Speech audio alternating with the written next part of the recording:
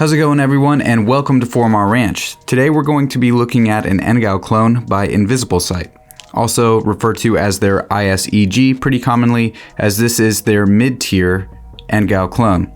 So what I want to look at is, do you pretty much get most of the performance out of this clone as you would a real L3 NGAL? There's only one way to find out, and I collected a series of data points throughout this video, so if you are interested in certain ones, check the video description below or slide the YouTube video slider bar and it should be segmented to let you skip ahead to what you may be most interested in. That being said, I do want to disclose that I did reach out to InvisibleSight to see if they would send this my way. I noticed that there wasn't really that many detailed reviews out there, but I'm getting a ton of interest on the channel to put something together relating to the InvisibleSight NGAL. So full disclosure, he sent it to me, but I will use data points to show the performance or lack thereof in some areas on this unit so you can draw your own conclusions. But for transparency purposes, I wanted to point that out. The unit that I received comes in at 168 grams. That is including the battery. What was also included was a dual switch, which comes in at 49 grams. More on that switch to come. Trying to keep things as brief as possible, I will give you a quick look over so you can see all the detail on this unit. Notice even the safety screws are more color accurate. There are the actual markings on the underside that would be representative of an actual L3 unit, and to include actual recoil lugs. So I don't want to talk about the Somo gear too much. This is not a comparison, but notice that the InvisibleSight did use a true, the same mechanism L3 does. So this is truly just a clamp. It's not squared. It's not a recoil lug. They used actual recoil lugs. I think that is the better design and probably why L3 went with that. Looking at the front, you actually get real functioning diffusers. So that is pretty nice there. Notice that there is one piece of glass in front of the laser diodes, and the illuminator is almost flush with the front of the unit, making it a little bit easier to clean. On the rear of the unit, you have an actual steel tether for the battery port cover. The battery port cover is in there really good. It's not easy necessarily to get out, so it's not going to pop out with recoil or vibration of sorts. So it has a nice little plug, snaps in place pretty firmly. The focus knob for the illuminator is pretty tight, so it doesn't bounce around on you inadvertently, and it feels pretty firm, a good amount of friction to rotate it. Little bit of noise because of that friction when moving it, but notice I'm pressing pretty hard and it doesn't move at all, so it's actually pretty solid overall. Now, I personally have had a little trouble with the battery cap lanyard. You can see it kind of binds up. It's a pretty stiff material. It doesn't feel like it's going to break or tear, so personally I pop it to the side like so that I can undo the battery cap. Now, reason I'm taking the time to show you the battery cap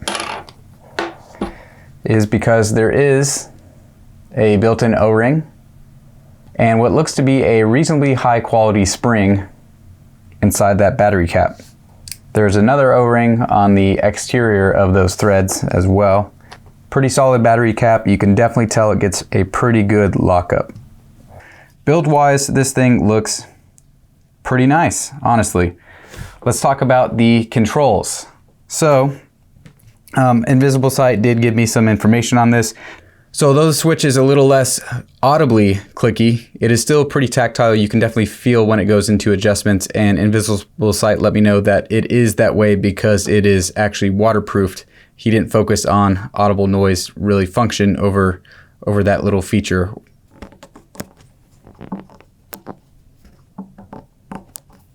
Similar to the mode selector switch, the actuation button is also pretty silent, which is representative of the actual L3 unit. Now, the adjustment turrets feel pretty good. They're not squishy. They have a nice audible click and you can feel the adjustments.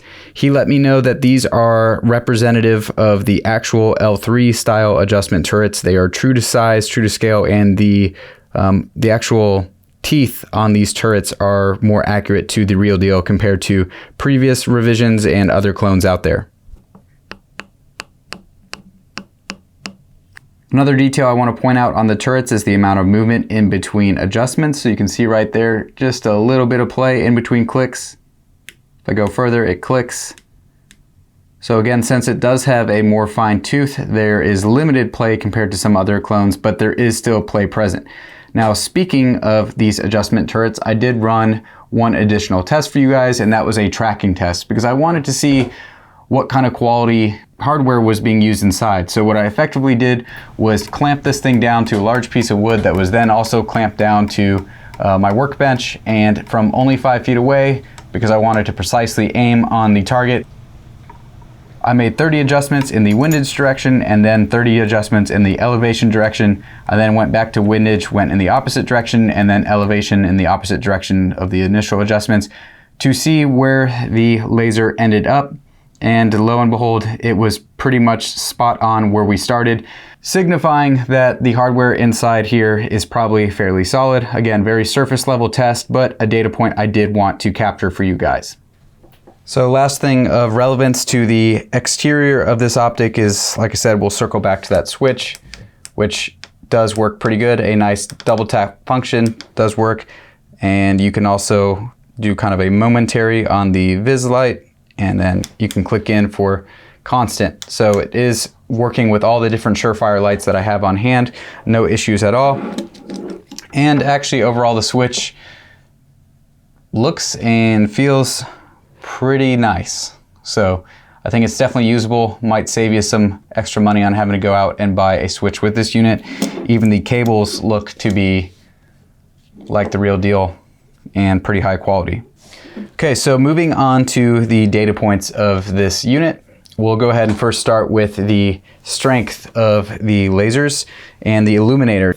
Now, full disclosure, the illumination measurements that I took for this are probably the less accurate measurements, but it's still a potential data point for you. Overall, it has some pretty strong hardware on here, so you definitely need to be careful about how you use it so you don't damage anyone's eyesight. I think everyone's after the biggest and brightest laser, and sometimes that does come with downfalls. So be careful, especially when it's in the IR spectrum. If you're playing around in the room, you don't know what that might be bouncing off of, and these definitely did not measure eye safe on the higher levels. So the stats are currently displayed on the screen here. The laser meter that I invested in for the sake of getting you guys these data points is essentially calibrated for 633 nanometers is the red laser spectrum. So those measurements were 1-to-1, and then I had to do a conversion for the IR spectrum, which I assume to be 830 nanometers. So all the data points have been properly converted for that. But the illuminator is a little bit less straightforward because I'm basically trying to get that illuminator all within that white spot on the sensor, and honestly that's probably not the proper way of doing things, but it's still giving, you know, what I hope to be a ballpark output for that. Another data point I feel is pretty relevant that I'll try to cover as quickly as possible is actually going to be how well the two laser diodes on this unit are aligned. So you can see that there's obviously a vertical offset. It's approximately 10 millimeters or 3/8 of an inch. And what we want to see is, in a perfect world, those lasers should stay perfectly co-aligned and hit the target at the same distance. What jumps out to you is there's definitely some vertical offset between where I pattern these things, but there's also some horizontal offset that is not representative of the physical positioning of the laser diode. So let's talk about what we actually recorded here. First and foremost, before this was taken to the range or any rounds were put through it, I did test a number of groups right out of the box to see where the lasers ended up falling. So similarly to how I did the tracking test, this was mounted to a large piece of wood. It was clamped down, and then I patterned first the vis laser, then went over to the IR, and then I actually went back to the vis laser to make sure it was still in the same position, because this switch has a decent amount of force needed to rotate it because it's a pretty solid switch. So I didn't want the physical moving of the switch to skew the results. But consistently I was getting an offset here just under 6 inches, which corresponds to right at about 5 MOA when converted from the distance of 12 yards that this was measured to what it should continue diverging to at 100 yards. What I then did after the first range session, 300 rounds of 5.56 through this on a 10.5 inch, so a snappier platform than, you know, a longer barrel, but we kept the consistent pattern. So the key takeaway here is that the diodes are a little offset, but they are not continuing to diverge with the round count we currently have on this unit. So that is the good news. Obviously, the potential bad news, depending on if this meets your needs or not, is that it has a 5 MOA horizontal offset. Now, this unit is advertised to have 4 MOA or less offset. Unfortunately, this one did not meet that, so be aware of that. I do want to talk briefly on my thoughts and opinions if a 5 MOA offset is a deal breaker. That's probably getting closer to the line of what I would be happy with, but what I personally do is I align the IR laser with my optic, and then I know that, okay, based on this data here, I have as much as a 5 MOA offset if I'm using the visible laser at 100 yards. So obviously it'll be more beyond that, and it'll be less within 100 yards. Personally, even with how bright these full power lasers are, it's kind of hard to find them beyond 50 to 70 yards in bright daylight conditions. There's not the laser trail that you can see when you're using the IR laser with proper devices. So it makes it harder to hunt and search for it. And if you're telling me you can pick up a visible laser at 200 yards right away, well, then you have really good eyesight, better than me, and I currently have 20/10 vision, and it takes me a minute to pick that laser up if I don't have that laser trail, especially if it's super bright outside. So if you're using this at what I would consider to be a realistic distance in bright daylight conditions, which would be within 50 yards, well, that's going to be a 2.5 MOA offset at 50 yards, which is becoming a lot more practical. You should still be able to hit targets. So take that for what it is, just my thoughts and opinions on that. If you think this is potentially a deal breaker to you because it's not perfectly co-aligned, just keep in mind what's actually practical when you're using two different laser sources. Now, the last data point that I kind of touched on when I mentioned the 300 round count so far through this is its ability to hold 0. So what I basically did is I got it zeroed at a known range and distance. My guess is it's approximately 20 yards away. I made sure to leave that shooting position undisturbed. I then went about my day, did shooting, did drills, plinked around, had a good day at the range for what ended up being a round count of 300 rounds. And then before calling it a day, again, using the same shooting position, I fired at the same target, from same distance, same angle, all that, and verified that the group, although not perfectly zeroed, ended up being in the same position, just a little under the bullseye where it had started. Virtually no shift, no concerns from that perspective whatsoever. At no point did the unit have any flickering or shut off at any point, and I was actually running the included pressure switch with this unit. No issues between the two. So reliability wise, I don't have any issues or concerns. So with that being said and that out of the way, let's go ahead and look at what most of you guys are probably most interested in, and that's going to be the nighttime sample footage. Turn the gain up so you know what you're looking at. Right in the center of the screen is a white silhouette at 25 yards. Now in the center of the screen in the distance and being silhouetted by the tree line is a white silhouette steel target at 100 yards. To the right of that is a tree. That's roughly at 80 yards. To the left of the tree is a pond, and then that tree line at this current angle is roughly 450 yards away. Obviously, it's going to be further away as I pan. Now, I do need to give a huge shout out to InvisibleSight, because without them, I would not have been able to capture the night vision footage for you guys to take a look at. InvisibleSight is completely supportive of the fact that I continue to test products that they don't necessarily sell or benefit from, but they are happy to support it for the good of the night vision community. So I'm going to turn the gain down to try to prevent washing out the illuminators. You can see it a little bit better, but I wanted to orient you to what it is you are looking at. So here is illuminator low, and then illuminator low on the 100-yard target in case you hadn't spotted it just yet. That's where it is. We can go ahead and put the diffuser now. That is included. Kind of tames it down. But notice that little artifact that's now on the steel target, that is coming from the diffuser. Not sure what's going on there, but that is what I've noticed. So a little less visibility at that 100-yard target. I'm trying to freehand this, guys, with that diffuser, but you'll see why I like the diffuser here in a second. Now here is dual low. Diffuser not in place. Let me go ahead and get you to the widest setting. So again, 25-yard target and 100 yards. You can kind of see that is reaching a little bit. We'll go ahead and narrow the beam as much as it can go. Pretty darn narrow, but more than wide to go past that entire tree at 100 yards, or 80 yards rather. But here's what I really like. So I'll widen this illuminator again so you can really see the effect. No diffuser over either right now, but I'm gonna go ahead and pop the diffuser over the laser, and it makes that aiming laser so much more usable. Diffusers are very nice to have, and it is included. You notice, especially at these closer ranges, pretty clean illuminator. I don't know if you can see those little semicircular shapes, kind of circular opening to the left.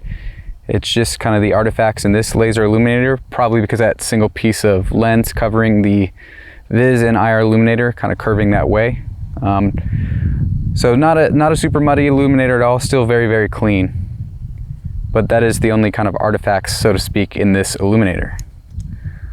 And that is, again, as wide as it'll go. This brush pile that's over here is about 6 feet tall, maybe 5 now. It's kind of shrinking over time. That's currently at about 30 yards, 40 yards from me. Here is IR aiming laser high, so way more than you'd need, and easily illuminates the 500-yard tree line, and I mean, it's going to go as far as you're going to point it. So that's probably 1,500 yards away right there. No issues, no surprises there. I don't think the strong IR laser is overly useful because it kind of overpowers things. But here is illuminator high, and that is the widest setting. So even on the widest setting, we're getting some good illumination on that 100-yard silhouette. You can see now, lighting up that tree much, much wider than that tree at 80 yards. And we could narrow, no problem. Here's the most focused beam, so you get 500 yards of illumination, no problem at all. And angling outwards, this is probably 800-ish yards now, no issues. And going further, there's some light pollution there, so we're fighting photonic barriers.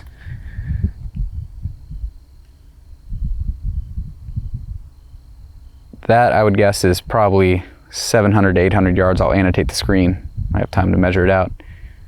Illuminates that. So good option if you're using this with a night vision scope or clip-on night vision. I think this would be pretty useful. So here's dual high. Even with that high beam, that laser is just insanely strong. So we're going to cut it down now with the diffuser, and a much more usable system. I mean, you can nicely aim at that 100-yard target, and that bloom is really because it's a steel target, so you can see when I'm shining on other things that aren't as reflective as a steel surface, even that diffuser is doing its job. It's really cutting it down, making it so much more usable. Very, very nice. Now, one thing I've noticed, and I'm going to use this tree as an example, when I barely put some pressure on this knob, you see how it looks like that laser is moving? The laser is still, but it's the shift of the illumination mechanism. So when I bump it around, shake it, it doesn't move. It's just when I twist the knob, I've noticed that there's ever so much of a twist. So I had centered the laser, and then I twisted it left, and it shifts the illuminator to the right. I'm like, uh-oh, did it lose zero? Is there an issue here? But it's actually, when I twist right, it kind of recenters. So that's the only nuance I've noticed on this unit. Little bit of play when I'm doing that, but it is a very tight turret. I don't want you to think that this is something loose, and I haven't noticed it under recoil, but I have noticed it when I'm adjusting that. So just be aware of that. But again, pretty clean. So, considering that this is a clone of the real deal, what do I think of it? Well, overall, I don't yet have any reasons to doubt it. I've enjoyed the performance so far, but I do want to reiterate that this is an initial test. There hasn't been a substantial round count through this yet to truly test the long-term reliability, but so far, all the data points indicate that it's going to be holding up for the rated use case. I will obviously need to continue putting it through its paces to let you guys know if it's something I can truly stand behind long term, but there were so many of you asking for me to get some initial information out there, I thought I would put this initial video together. Hopefully this helps keep your curiosities at bay for the time being, but again, I will be sure to post an update at some point in the near future.